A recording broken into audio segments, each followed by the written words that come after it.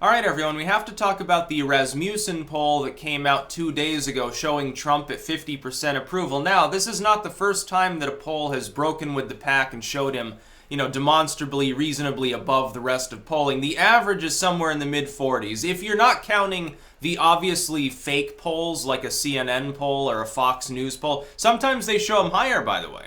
But I'm not even going to aggregate their polling services because they performed so badly in 2016. Hit and miss here in the run-up to the midterms and all these special elections. Terrible methodology. There's no reason to take them seriously. CNN, Fox, MSNBC, some of these others don't even bother paying attention to them. And that if they showed Trump at above 50%, I would say, yeah, well, it's a CNN poll. Yeah, it's a Fox poll. Fuck them. I don't care about it. Rasmussen did better. Historically, for some cycles, they did very poorly. In 2016, they did very well. Part of that is turnout related, trust me. And enthusiasm related. Otherwise, they probably would have performed not quite so well. When we get a single poll showing something that deviates substantially from the average, we can say either this is the beginning of a recent spike in his approval, which has to be borne out by at least one or two other polling firms if that's true, or it's an outlier and we should largely discount it. I lean towards the latter when I see this happen. That's like when you had that one CNN poll months ago showed him at 32% when his average was in the high 30s. It's an outlier. It doesn't mean anything. Look, on that day, by mere chance alone, a handful of extra people that hated Trump happened to be polled. When you're talking about a sample that's a few hundred or thousand people, it is possible for that to happen. Now, the likelihood is generally, if you aggregate all the polls together, the likelihood is in any given span of time, they're reasonably accurate. They're a reasonably accurate metric, assuming that the way you're polling is largely unbiased of approval in Trump or approval in anything else. Polling on which candidate is going to win. Now, of course, in 2016, we saw there was a substantial systemic deviation from reality by about 4 or 5 points across most polling firms. In that one, it was the outliers, Rasmussen, and I can't remember the name of the other one, YouGov. YouGov was the most accurate. It was also the biggest outlier of the whole election in a lot of places because it was showing Trump consistently doing 5 or 6 points better. Rasmussen is like 4 or 5 or a little bit less. And so people were like, oh, well, we can ignore them because Rasmussen wasn't as good, in 2008. In the 2010 midterms, 2012, they didn't do so well. Like their methodology is largely landline based, so they have an older crowd being polled. They tend to be more conservative. The reason why I might give slightly more weight to it now is the line between conservative and liberal and sort of the age ranges involved is blurring now.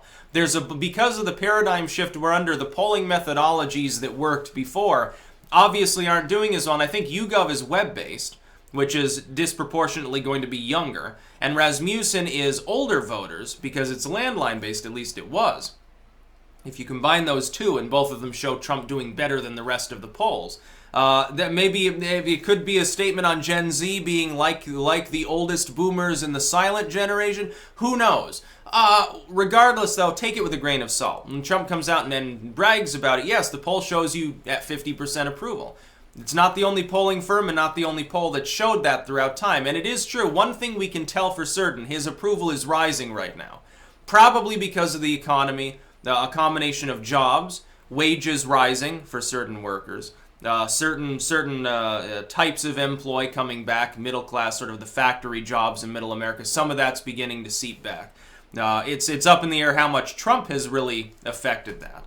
Now, however, consumer confidence is higher. Confidence in the economy is certainly higher than it was under Obama. Confidence in every other realm is lower, but the thing is, money talks more than any other issue. On foreign policy, I have no reason to believe Trump's going to screw up. His tariff war will probably culminate in China backing down at some point. It probably will. The Chinese are reliant upon selling us things. We're not reliant upon buying things from China. Look, we could get Indian goods if we wanted to. China could be completely collapsed tomorrow if we struck a massive trade deal with India. It's possible to do that. China knows this. They're not dumb. They're testing to see how far Trump will go. At some point, they're going to say, okay, our economy is going to take a massive hit at some point. We can't do this anymore, and the central planners over there will blink. That's what's ultimately likely to happen. There's about a 90% chance that China ends up backing down. Now, will Trump get some magical arrangement that makes gold run through the streets of New York City? No, of course not. But he can get some concessions. They might be temporary, they might not be all he wanted, but he'll get them. Better than it was before. And the economy the Wall Street will quickly recover. So don't worry about those stockbrokers that are saying, oh, he shaved a bunch of value off our stocks. Like he goes after Amazon. By the way, I'd rather see him go after certain other large monopolistic tech firms. Although Amazon is. In all honesty, let's be honest, it is a monopoly. Absolutely. A literary monopoly especially. I just happen to work with them. So yes, that does taint my view of Amazon slightly. I'd be lying to you if I said that it didn't, because I have fundamentally as a creator of content no problem with their platform. They haven't screwed me. They haven't done anything to me that's wrong, so I have no reason to really go after them. But they are a monopoly. I'm not going to lie about that fact. They should be split up as a company under U.S. law. The thing is that Trump might angle in and try to do that. That might be a little messy. He might not have a good time of it. Amazon's the richest, I think, the richest company in the world now. I'm not sure that Trump has the resources or the will, really, of people at this point within many government agencies to really do much about Amazon. He might have to solve the Mueller problem first. Got to talk about that later, by the way. Huge news in the Mueller probe that a lot of people, they didn't even notice because of the YouTube thing.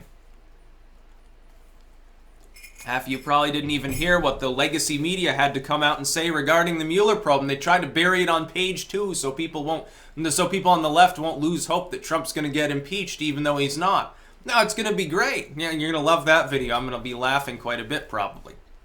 But any single poll, regardless of what it shows Trump at 20% approval, shows Trump at 100% approval. Yeah, it's probably an outlier. You should probably be skeptical unless other polls bear it out. Again, there are certain polling firms that are so systemic, they're probably rigged still. CNN and Fox probably do fuck around with their polls. At the very least, we know that they skew the polls. We know that they did that throughout the election. Almost all the polling firms in 2016, here's why they failed, skewed the polls to model 2008-style Democratic turnout. They assumed, without any evidence whatsoever, Democrats would come out at massive numbers.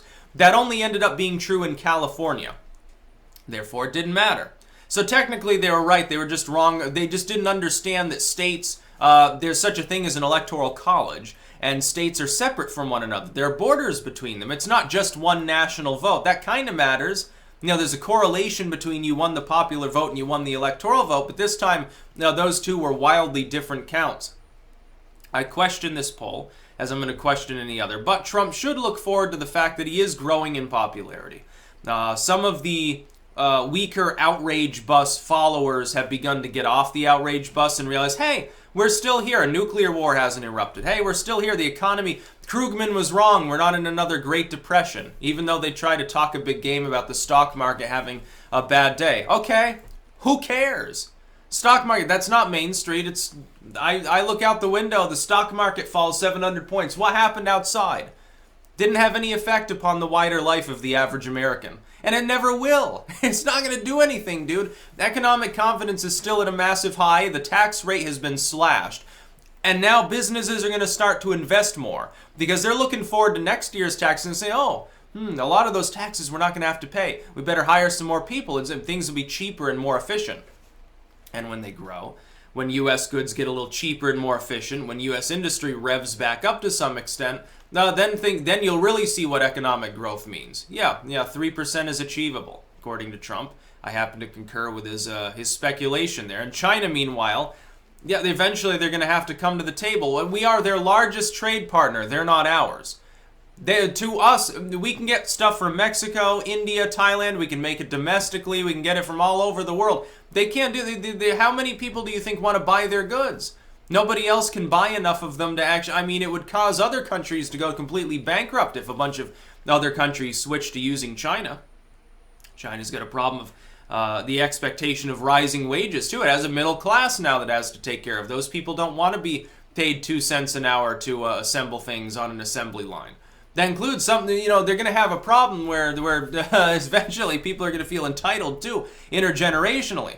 And they're going to say, well, yeah, my son's not the brightest bulb, but he shouldn't have to work on an assembly line. Look, my father worked for 30 years and he rose up to this Chinese middle class and I've become an investor and I'm doing well, but my kid he's just dumb. Why should he have to work on an assembly line? I want better for my family lineage. There's strong family ties in some aspects of Chinese culture that the communists haven't totally eroded yet. That might become a problem for the Chinese nation in the next generation. Nobody's thinking about that. Yeah, but one poll does not an aggregate make. Take it with a grain of salt. Trump should take it with a grain of salt too. It's great to tweet it out and say, "Oh, look, I'm more popular," because it helps break the spell of a lot of people just assume he's unpopular, so they refuse to support him because, people like a winner, as he, says over and over again. There's a reason for that. But you can't extrapolate that to be his actual approval. It just means that it's rising. That's the likelihood. That's about all. Peace out.